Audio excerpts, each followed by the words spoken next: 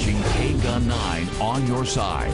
News at 5. Good evening and thanks for joining us. I'm Guy Atchley. And I'm Stella Inger. The remains of a 3-year-old child stuffed in a toy box. The remains were found in a blue, apparently toy chest. That's when I saw them looking at this. I don't know, I believe it was like a toy box. I don't know, it wasn't that big. The parents of that toddler are now under arrest. These are their photos just in.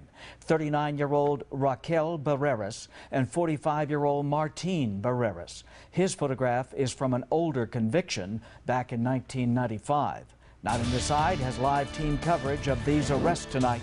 We are live at the scene where the remains of that child were found. But first, Simone Del Rosario is at the Tucson Police Academy where just hours ago, Chief Roberto Villaseñor spoke. Police say 3-year-old Ramon Barreras was forced to live in a structure that was attached to the outside of the home when he was alive. That blue toy chest where the landlord found his remains, that was inside that structure. Now Ramon's mother, Raquel Barreras, is charged with first-degree murder. Both she and his father, Martin Barreras, are charged with child abuse, but police say more charges could come. The family was evicted not too long ago, and the landlord was cleaning the property yesterday when they came across this blue toy chest and opened it up. The couple has 4 other children. The oldest is 19 and the youngest living child is 4. CPS has taken the minors into its care. Police say the other children suffered severe neglect, but not child abuse like 3-year-old Roma. You know, I personally responded out to that scene because I have that same type of reaction. For a young child, one of the most innocents of our community, how anyone can do that to someone is very difficult for any of us to understand. But it's very important that we conduct this investigation with the utmost priority. Police say they had dealt with the family before and had performed welfare checks. The last visit was a little more than a year ago.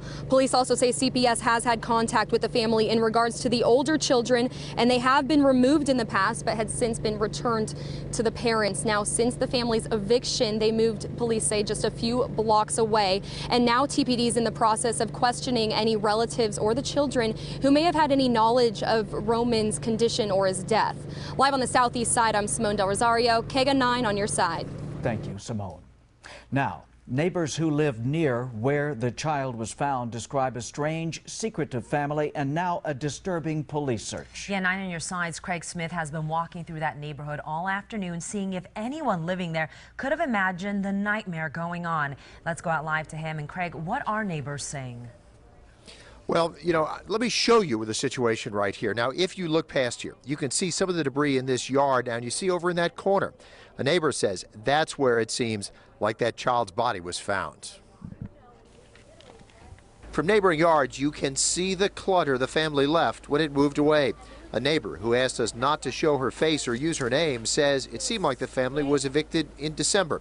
Yesterday, she saw workers cleaning the yard find something.